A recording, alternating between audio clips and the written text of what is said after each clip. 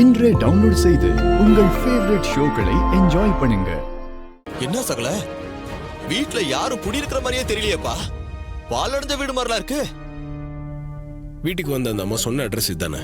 உங்களுக்கு நல்லா தெரியுமா? சகல நான் தான் நல்லா கேட்டேன்னு சொன்னேனேப்பா. இந்த அட்ரஸ் தான்ப்பா அந்த அம்மா சொன்னுச்சு.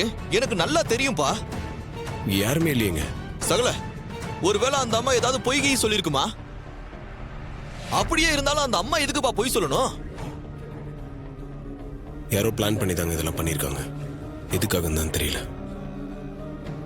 ஏப்பா அப்ப அந்த அம்மாவை யாரோ தூண்டி விட்டு தான் வீட்டுக்கு வந்திருப்பாங்கன்னு சொல்றியா? இப்படிதாங்க இருக்கணும். தம்பி இங்க என்ன பண்றீங்க? அண்ணே இந்த வீட்டுல மீனாட்சி ஒருத்தவங்க இருக்காங்களாமே, அவங்கள உங்களுக்கு தெரியுமா? இந்த வீட்டுல யாரையுமே காணோமே, எங்கனே போயிருக்காங்க? என்னது மீனாட்சியா? அப்படி யாரும் இங்க இல்லையேப்பா. என்னது யாருமே இல்லையா? அண்ணே மீனாட்சின்னு ஒரு அம்மா எங்க வீட்டுக்கு வந்து அவங்க குழந்தைக்கு பேர் வைக்கணும்னு சொல்லி எங்க அத்தை இங்க கூட்டிட்டு வந்தாங்கண்ணே. வந்து பார்த்தா இங்க யாரையுமே காணுமே. அண்ணே இப்ப என்ன சொல்லிட்டேன்னு சிரிக்கிற நீ? பின்ன சிரிக்காம என்ன பண்றது? இந்த வீட்டுல ஒரே ஒரு வயசான பெருசுதான் இருந்தது. அதுவும் செத்து போய் 10 வருஷத்துக்கு மேல ஆகுது. அதுல இருந்து அந்த வீடு பாழடைஞ்சு போய் தான் கிடக்குதுப்பா.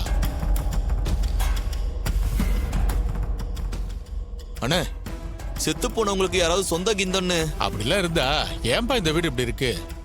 அவருக்கு சொந்தம்னு சொல்லிக்க யாரும் இல்ல. உங்களை யாரும் நல்லா ஏமாத்திருக்காங்க. ரொம்ப வருஷம் ஆள் இல்லாத வீடுப்பா. இங்க ரொம்ப நேரம் இருக்காதீங்க, சீக்கிரம் இங்க இருந்து போயிடுங்க.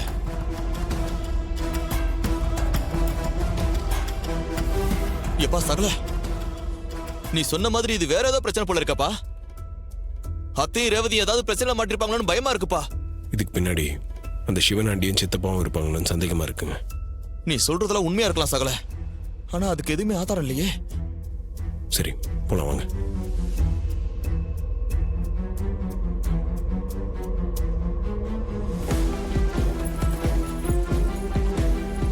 கொலுசுங்க. அத்தை இங்க வந்திருக்காங்க. ரேவதி இங்க தான் வந்திருக்கான்னு சொன்னீங்க. இந்த கொலுசு வேற எங்க இருக்கு?